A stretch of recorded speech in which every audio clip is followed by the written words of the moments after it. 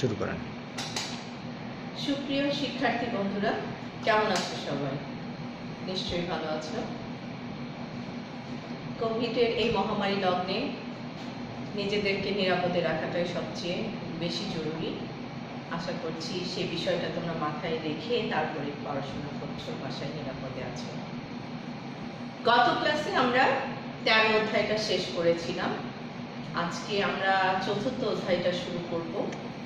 চতুর্থ অধ্যায়ে রয়েছে জীব প্রযুক্তি, যেটা বর্তমান প্রেক্ষাপটে অত্যন্ত ইম্পর্টেন্ট একটা বিষয়, যেটা কিনা আমরা এই আমাদের উন্নয়নশীল দেশের জন্য অত্যন্ত গুরুত্বপূর্ণ, এবং শুধু আমাদের দেশ নয়, সমস্ত পৃথিবীতে এটা এই বিষয়টার উপর জোরালো একটা রিসার্চ চলছে।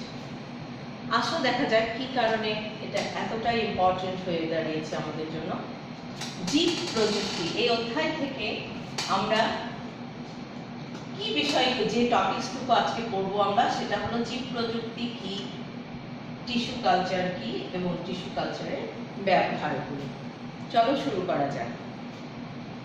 জীব প্রযুক্তি বা বায়োটেকনোলজি, এখানে দুটো শব্দ রয়েছে, বায়োলজি আর টেকনোলজি।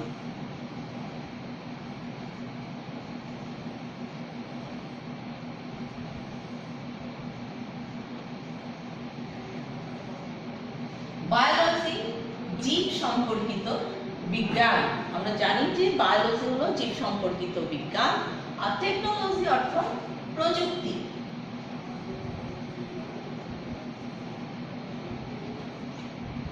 জীব সম্পর্কিত যে প্রযুক্তি, তাহলে জীব প্রযুক্তিতে আমরা কিভাবে ব্যাখ্যায়িত করতে পারি? যে প্রযুক্তি ব্যবহার করে জীব, সেটা প্রাণী হতে পারে, উদ্ভিদ হতে পারে, বা কোনো অণুজীব হতে পারে, যে কোনো অংশ, জীবের যে কোনো অংশটা ব্যবহার করে তার ভিতরে নতুনত্বের একটা কম্বিনেশন করে যেটা মানুষের কল্যাণে ব্যবহার করা যায়, সেই প্রক্রিয়াটাকেই বলা হচ্ছে জীব প্রযুক্তি। আমরা যদি বইয়ের ভাষায় বলি তাহলে বলতে পারবো যে যে প্রযুক্তি প্রয়োগ করে কোনো জীব কোষ বা অণুজীব বা তার অংশবিশেষ ব্যবহার করে নতুন বৈশিষ্ট্য সম্পন্ন কোনো জীবের উদ্ভাবন এবং সেই জীব থেকে প্রক্রিয়াজাত বা উপজাত দ্রব্য প্রস্তুত করার প্রক্রিয়াকেই বলা হয় বায়োটেকনোলজি। এই বায়োটেকনোলজিটা সর্বপ্রথম ব্যবহার করেন 1919 সালে। প্রথম বায়োটেকনোলজি শব্দটা ব্যবহার করেন বিজ্ঞানী 1919 সালে, বিজ্ঞানীকে কার্ল এরিকি।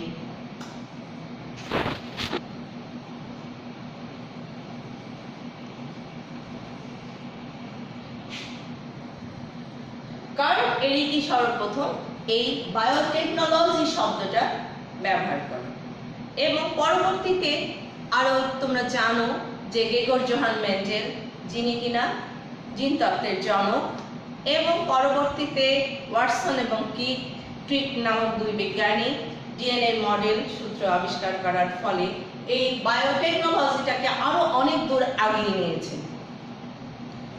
জীব প্রযুক্তির বিভিন্ন বিষয় রয়েছে, তার মধ্যে সবচেয়ে উল্লেখযোগ্য যে ইম্পর্টেন্ট অংশগুলো রয়েছে সেটা হলো টিস্যু কালচার, জেনেটিক ইঞ্জিনিয়ারিং ইত্যাদি। আজকে আমরা শুধুমাত্র টিস্যু কালচার সম্বন্ধে জানবো এবং তার ব্যবহারগুলোকে ব্যাখ্যা করার চেষ্টা করব, এবং নেক্সট ক্লাসে আমরা জেনেটিক ইঞ্জিনিয়ারিংয়ের উপরে আরো ডিটেলস জানার চেষ্টা করব। আচ্ছা, এবার এসো, তাহলে কি হলো বায়োটেকনোলজি শব্দটা আমরা বুঝতে পারলাম। বায়োটেকনোলজিটা বলতে আমরা কি বুঝছি? যে প্রযুক্তি ব্যবহার করে জীবের বিভিন্ন অংশের সাথে নতুন জিনের কম্বিনেশন করে একটা উদ্ভূত জীবকে যখন মানুষের সেবায় নিয়োজিত করা হবে, অর্থাৎ মানুষের কল্যাণে নিয়োগ করার কলা কৌশলটাকেই বলা হচ্ছে জীব প্রযুক্তি। জীব প্রযুক্তির মধ্যে সবচেয়ে উল্লেখযোগ্য অন্যতম যে প্রযুক্তিটা রয়েছে সেটা হলো বর্তমানে টিস্যু কালচার এবং জিন প্রকৌশলী। তোমরা বড় ক্লাসে আরো ডিটেইলস জানতে পারবে। তোমাদের এই এসএসসির জন্য জিন টিস্যু কালচার এবং জিন প্রকৌশলীটাই মোটামুটি ইম্পর্টেন্ট। আসো আমরা দেখি টিস্যু কালচার।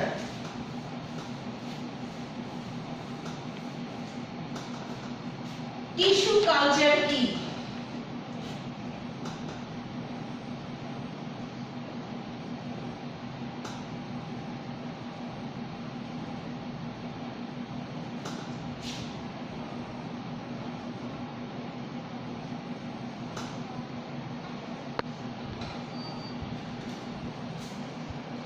টিস্যু তো তোমরা জানোই, টিস্যু কি? একগুচ্ছ কোষ যখন নির্দিষ্ট স্থান থেকে উৎপত্তি লাভ করে, যখন একত্রিতভাবে একটা নির্দিষ্ট কাজ করার জন্য নিয়োজিত হয়, সেই কোষগুচ্ছকেই বলা হয় টিস্যু। এই টিস্যুকে ব্যবহার করা হয় টিস্যু কালচারের ক্ষেত্রে। টিস্যু কালচার কাকে বলে?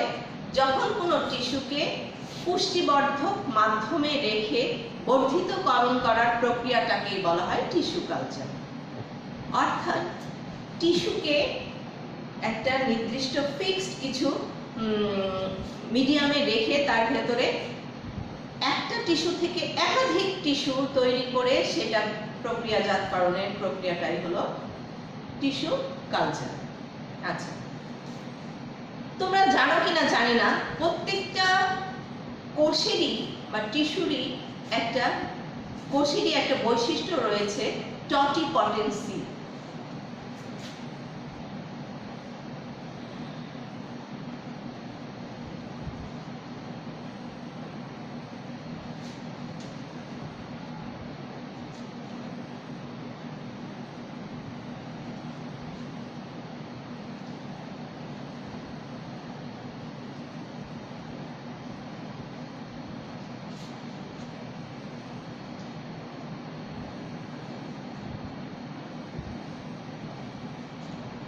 এই টটিপটেন্ট কথাটির অর্থ হলো যে প্রত্যেকটা কোষই হুবহু অনুরূপ আরেকটা জীবে জন্ম দিতে পারে। প্রত্যেকটা কোষের এমন একটা ক্ষমতা রয়েছে যে প্রত্যেকটা অংশ থেকেই নতুন করে একটা জীবে সৃষ্টি হতে পারে, উদ্ভিদের সৃষ্টি হতে পারে। এই ক্ষমতাটাকেই বলা হয় টটিপটেন্ট বা টটিপটেন্সি।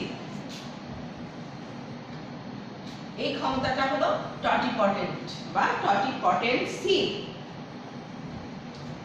তাহলে এই ক্ষমতার জন্য একটা উদ্ভিদ কি করতে পারে, একটা কোষ কি করতে পারে, অনেকগুলো অণুজীবে জন্ম দিতে পারে। অর্থাৎ প্রত্যেকটা একটা মাত্র কোষ থেকে হাজারো কোষের সৃষ্টি করার ক্ষমতা সে রাখে।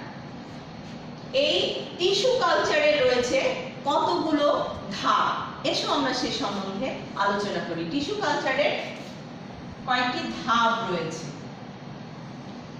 কি ধাপ? এই ছবিটা তোমাদেরকে খুব মনোযোগের সাথে লক্ষ্য করতে হবে। টিস্যু কালচার কিন্তু অনেক সোজা, শুধু যদি আমরা ধাপগুলোকে মনে রাখতে পারি তাহলেই কিন্তু এই টিস্যু কালচার সম্বন্ধে তোমাদের বুঝতে বা পড়তে কোনো অসুবিধা হওয়ার কথা না। এই টিস্যু কালচারকে তাহলে কাকে বলছে আমরা আরেকবার বলি, যে প্রক্রিয়ায় একটা টিস্যুকে বৃদ্ধিবর্ধক মিডিয়ামে রেখে বর্ধিতকরণ করার প্রক্রিয়াটাই হচ্ছে টিস্যু কালচার। টিস্যু কালচারের কয়েকটি ধাপ রয়েছে, দেখো। মাতৃ উদ্ভিদ বা এক্সপ্ল্যান্ট নির্বাচন প্রথমেই করতে হবে। দ্বিতীয় নাম্বার আবাদ মাধ্যম সৃষ্টি। তৃতীয়তে যে পয়েন্টটা মনে রাখতে হবে, জীবাণুমুক্ত আবাদ প্রতিষ্ঠা। তারপরের বিষয় রয়েছে মূল উৎপাদক মাধ্যমে স্থানান্তর এবং লাস্টে প্রাকৃতিক পর্যায়ে পরিবেশে গিয়ে মাঠ পর্যায়ে সেটা বিলীন হবে। অর্থাৎ ফার্স্টেই যে কাজটি করতে হবে সেটা হলো একটা উদ্ভিদ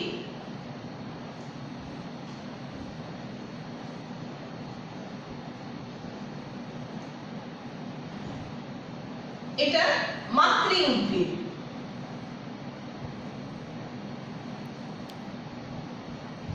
অর্থাৎ একটা সুস্থ সবল এবং নীরব মাতৃ উদ্ভিদ নির্বাচন করতে হবে এবং সেই উদ্ভিদে তুমি যে কোনো অংশই আবাদের জন্য, টিস্যু কালচারের জন্য নির্বাচন করতে হবে। সেটা তোমার পরাগ রেণু হতে পারে, পাতা হতে পারে, ফুলের কুড়ি হতে পারে, তারপরে পর্বমধ্য হতে পারে, যে কোনো অংশ। আর এই অংশগুলোকেই বলা হয় কি, যেমন এখান থেকে যদি আমি কোনো অংশ কেটে নিই, পাতার কোনো অংশ বা রেণুর কোনো অংশ কেটে নিই, সেটাই হবে এক্সপ্ল্যান্ট।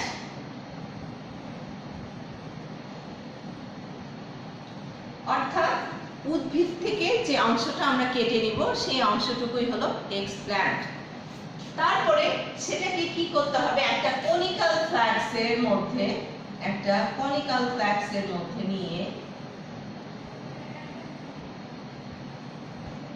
স্থাপন করতে হবে।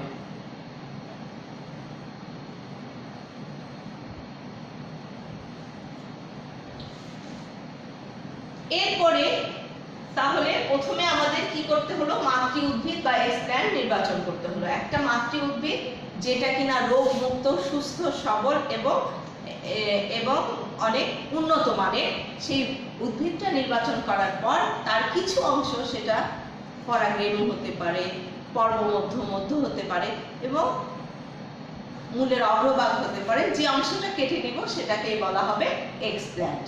এখন এই এক্সপ্ল্যান্টটাকে একটা কনিক্যাল ফ্ল্যাক্সের মধ্যে স্থাপন করতে হবে।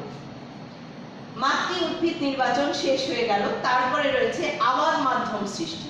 অর্থাৎ এই এক্সপ্ল্যান্টটাকে যে আমি রাখবো, তার জন্য আমাকে কি করতে হবে, সেই পরিবেশটা সৃষ্টি করতে হবে। যেমন জমিতে বীজ লাগাতে গেলে আমাদের কি করতে হয়, জমিটাকে আগে তৈরি করতে হয়, সার দিতে হয়, ইউরিয়া দিতে হয়, আগাছা পরিষ্কার করতে হয়।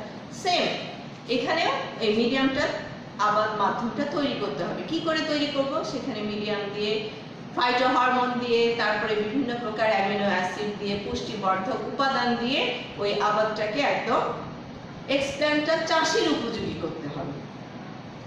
এরপরে সেখানে এক্সপ্ল্যান্টটা স্থাপন করার পরে এখানে দেখা যাবে যে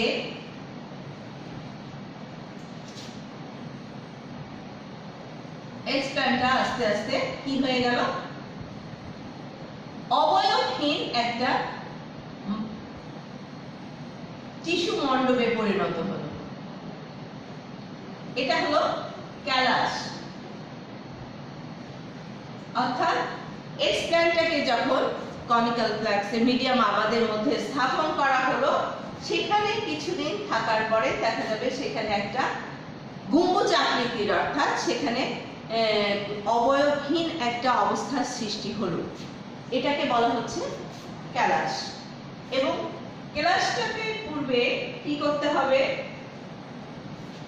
এই ক্যালাস তৈরি হওয়ার পূর্বে এই কনিক্যাল ফ্লাক্সটাকে জীবাণুমুক্তকরণ করতে হবে। অর্থাৎ না, এরপরে এই ফ্লাক্সটা আবার মাধ্যম সৃষ্টি করার পরে কনিক্যাল ফ্লাক্সটাকে জীবাণুমুক্তকরণ প্রতিষ্ঠানে করতে হবে। তোমরা জানো নিশ্চয়ই যে টিস্যু কালচারে অনেক ধরনের যন্ত্রপাতি ইউজ করতে হয়। এখানে ফোরসেপ থাকে, তারপর নিডলস থাকতে পারে, তারপরে বিভিন্ন ধরনের পুষ্টিবর্ধক রাসায়নিক উপাদান থাকে, তারপরে কনিক্যাল ফ্লাক্স লাগে, ইত্যাদি অনেক ধরনের যন্ত্রপাতি থাকে, যেগুলোকে নির্বীজকরণ না করলে, অর্থাৎ যদি বিষাক্ত কিছু থেকে যায়, তাহলে আমরা প্রয়োজনীয় সংখ্যক জিনিসগুলো পাবো না। অর্থাৎ এখানে যদি ব্যাকটেরিয়ার সংক্রমণ ঘটে, তাহলে দেখা যাবে যে কাঙ্ক্ষিত ফলটা আমরা পাবো না।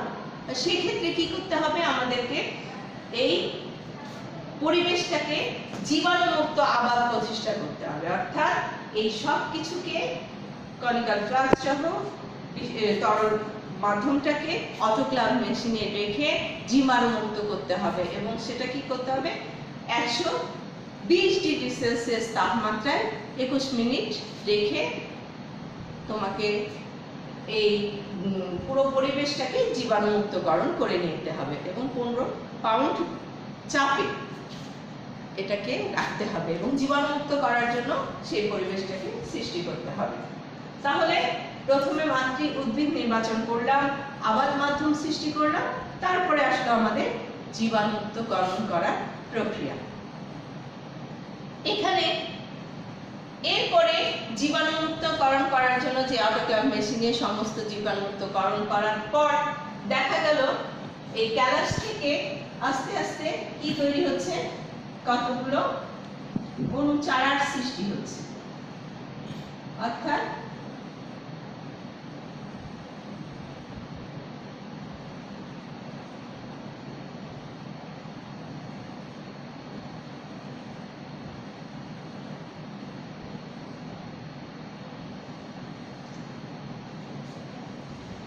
দেখো তোমাদের বইয়ে 305 নম্বর পৃষ্ঠায় দেখতে পারবা যে আবাদকরণ মাধ্যমে প্লাস্টিকের ঢাকনা দিয়ে মুখ বন্ধ করে অটোক্লাভ মেশিনে এটাকে কি করতে হবে, নির্দিষ্ট টেম্পারেচারে আলোতে রেখে তারপরে সেটাকে জীবাণুমুক্তকরণ করে নেওয়া হলো। এরপরে যে ধাপটা আসবে মূল উৎপাদন। মূল উৎপাদনের মাধ্যমে স্থানান্তরীকরণ, অর্থাৎ জীবাণুমুক্ত করার পরে এটার থেকে দেখা যাবে যে অনেকগুলো কুড়ি বেরিয়েছে, কিন্তু সেগুলোতে কিন্তু মূল গজায়নি। দেখো মূল গজায় না, যার ফলে এটাকে কি করতে হবে, ওই পরবর্তীতে সেখান থেকে আবার আরেকটা টেস্ট টিউব বা কনিক্যাল ফ্লাস্কে নিয়ে সেখানে মূল গজানোর জন্য পুষ্টিবর্ধক হরমোন দিতে হবে।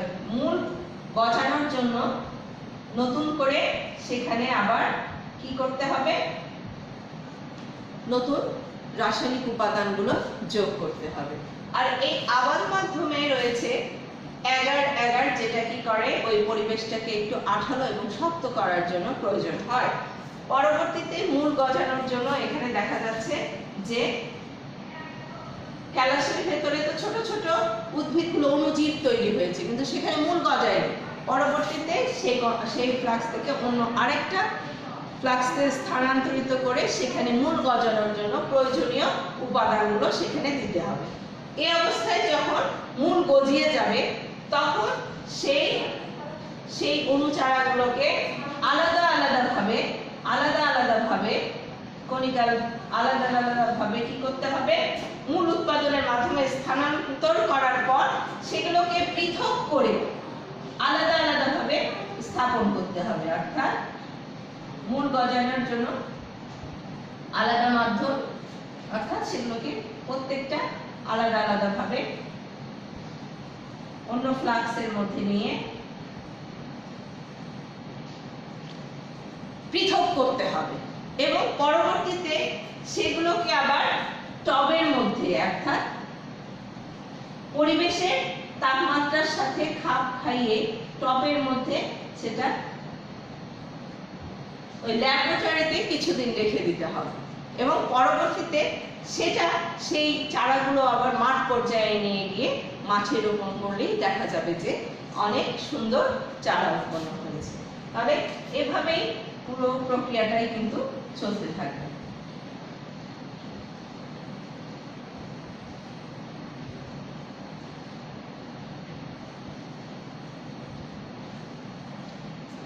তাহলে দেখো পুরো বিষয়টা তোমরা বুঝতে পারলে কিনা। টিস্যু কালচারের জন্য আমাদের কি লাগবে, প্রথমে উদ্ভিদ নির্বাচন করতে হবে, সেখান থেকে নির্দিষ্ট অংশ কেটে নেওয়ার পর সেটাকে আবাদ মাধ্যম সৃষ্টি করতে হবে, অর্থাৎ সেটা চাষ করার উপযোগী একটা ফ্লাক্স, কনিক্যাল ফ্লাক্স নিলাম, তার ভেতরে আবাদ বিভিন্ন মিডিয়ামের মাধ্যমে সুন্দর একটা পরিবেশ সৃষ্টি করে টিস্যুটাকে আবাদ করার জন্য আমরা পরিবেশ সৃষ্টি করলাম। তারপরে সেটাকে জীবাণুমুক্তকরণের জন্য অটোক্লাভ মেশিনে 120 ডিগ্রি সেলসিয়াস তাপমাত্রায় 21 মিনিট ধরে 15 পাউন্ড চাপে সেটাকে অটোক্লাভ মেশিনে জীবাণুমুক্তকরণ করার পর দেখা গেল সেটা একটা অবয়বের মতো সৃষ্টি হয়েছে, যেখানে অনেকগুলো ছোট ছোট চারা সৃষ্টি হয়েছে, যেগুলোকে বলা হচ্ছে অণু চারা। সেগুলো পরবর্তীতে ফ্লাক্সের ভেতরে যদি মূল না গজায় তখন সেখান থেকে পৃথক করে মূল গজানোর জন্য আরেকটা স্টেপে নিয়ে গিয়ে সেখানে প্রয়োজনীয় উপকরণ দিয়ে মূল গজানোর ব্যবস্থা করতে হবে এবং পরবর্তীতে সেখান থেকে আলাদা ফ্লাক্সে নিয়ে সেটা আবার ওই ল্যাবরেটরি টেম্পারেচারের মাটিতে আলাদা পটের ভেতরে লাগিয়ে সেখানে পরিবেশের সাথে কখনো বাহিরে বের করে অ্যাডজাস্ট করতে হবে টেম্পারেচারটা এবং পরবর্তীতে সেগুলো আবার মাঠ পর্যায়ে নিয়ে গিয়ে যদি আমরা রোপণ করি তাহলে দেখা যাবে যে সেটা আবহাওয়ার উপযোগী উদ্ভিদে পরিণত হয়েছে। তাহলে এই হলো তোমার মোটামুটি ভাবে টিস্যু কালচারের ধাপ। এখন আসো যে টিস্যু কালচার কেন করব আমরা, কি দরকার এত কষ্ট করে আমাদের টিস্যু কালচারের এই যে এতগুলো ধাপ বা এত সূক্ষ্ম বিষয়টা যতটা আমরা ইজিলি বলতে পারছি আসলে কিন্তু এই ক্ষেত্রে আমাদের প্রচুর কিন্তু হচ্ছে সতর্কতা এবং অনেক সূক্ষ্ম বিষয়গুলোকে বিবেচনার মধ্যে রাখতে হয়। টিস্যু কালচারের ব্যবহার সবচেয়ে ব্যবহার বেশি দেখা যায় যে এই শস্য উৎপাদনের ক্ষেত্রে, অর্থাৎ আমরা তো দারিদ্র সীমার নিচে বাস করছি, অধিকাংশ মানুষ, বাংলাদেশের মানুষ তো অধিকাংশই দারিদ্র সীমার নিচে বসবাস করছি। তো তারপরে উন্নয়নশীল দেশে যদিও আমরা উপস্থিত, তবু বাড়তি এই জনসংখ্যার জন্য যে আমাদের চাপ সৃষ্টি হয়েছে, সেক্ষেত্রে একটা সুবর্ণ সুযোগ সৃষ্টি হয়েছে এই টিস্যু কালচারের মাধ্যমে। অর্থাৎ এখানে কিন্তু একটা মাত্র কোষ থেকে বা টিস্যু থেকে হাজার হাজার চারা খুব অল্প সময়ে সম্ভব হচ্ছে। এই থাইল্যান্ড, মালয়েশিয়া, তারপরে সিঙ্গাপুরের মতো উন্নয়নশীল দেশগুলো দেখা যাচ্ছে যে এরা কিন্তু এই টিস্যু কালচারের মাধ্যমে এখন অত্যন্ত ভালো পজিশনে চলে গেছে। এদের ফুলের একটা ব্যবসা, যেটা এরা খুব সহজেই টিস্যু কালচারের মাধ্যমে অল্প কিছু কোষ থেকেই হাজার হাজার কোষ বা চারা উৎপাদন করতে সম্ভব হচ্ছে, যেটা অর্কিডের পাতাগুলো বলে, অর্কিড ফুলগুলো, যেগুলো আমরা খুব এখন ফুলের ব্যবসাতে খুব জনপ্রিয়। এই ফুলগুলো বিদেশ থেকে এসে আমাদের চাহিদাগুলো পূরণ করছে। তারপরে এই যে উড়োজাহাজে আগে কি করা হতো, তিমির তেল ব্যবহার করা হতো, যেটা কিনা যার ফলে আস্তে আস্তে তিমিগুলো ধ্বংসপ্রাপ্ত হচ্ছে। কিন্তু বর্তমানে এই যে জোজোবা নামক এক ধরনের উদ্ভিদের প্ল্যান্ট থেকে এই তেলটা তৈরি করার ফলে তিমির উপর নির্ভরশীলতা কমে গেছে। কিন্তু জোজোবা তো মরুভূমির দেশে, তাহলে সেটাকে আমাদের মানে বিভিন্ন দেশে তৈরির উপযোগী করার জন্য এই টিস্যু কালচারটা অত্যন্ত জনপ্রিয়তা অর্জন করেছে। তো এইভাবে লক্ষ লক্ষ উন্নত মানের ফসল উৎপাদনের ক্ষেত্রে, তারপরে খরা, বন্যা ইত্যাদি সহিষ্ণু কিছু প্রজাতি সৃষ্টির ক্ষেত্রে এই টিস্যু কালচারটা অত্যন্ত ইম্পর্টেন্ট একটা বিষয়, যেগুলো কিনা খুব অল্প সময়ে এবং খুব সহজেই আমরা একটি মাত্র কোষ থেকে, টিস্যু থেকে হাজার হাজার চারা উৎপাদন করতে সম্ভব হচ্ছে, যেটা আমাদের দেশের জন্য একটা গুরুত্বপূর্ণ বিষয় হয়ে দাঁড়িয়েছে আমাদের অর্থনীতির ক্ষেত্রে। তো শিক্ষার্থীবৃন্দরা, আজ এ পর্যন্তই থাক। তোমাদের জন্য ছোট্ট একটা বাড়ির কাজ থাকবে, যে লিখে নাও সবাই, যে এইচডব্লিউ থাকবে যে টিস্যু কালচার কি,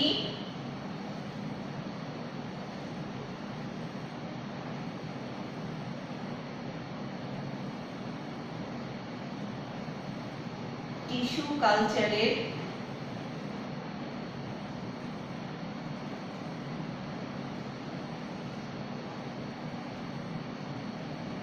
ধাপগুলো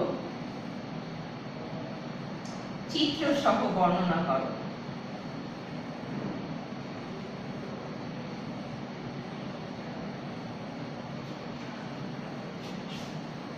তাহলে এই কাজটা তোমরা অবশ্যই করবে, কারণ এটা মোস্ট একটা ইম্পর্টেন্ট কোশ্চেন, যে টিস্যু কালচার কি। তার সাথে তোমাদের যে জীব প্রযুক্তিটা কি, এটা তো পড়তেই হবে, এবং ব্রড কোশ্চেন হিসাবে, অর্থাৎ যেটা সৃজনশীলের আলোকে পড়তে হবে, টিস্যু কালচার কি, টিস্যু কালচারের ধাপগুলো চিত্রসহ বর্ণনা করো। তাহলে আজ এ পর্যন্তই। তোমাদের যদি বুঝতে কোনো রকম অসুবিধা হয় তাহলে অবশ্যই আমাকে নেক্সটে জানাবে, কিন্তু পড়াটা খুব মনোযোগের সাথে করবে, এবং আশা করি তোমরা বুঝতে পেরেছো পড়াগুলো, এবং কোনো সমস্যা হলে আমাদেরকে জানাবে। আজ এ পর্যন্তই, ধন্যবাদ।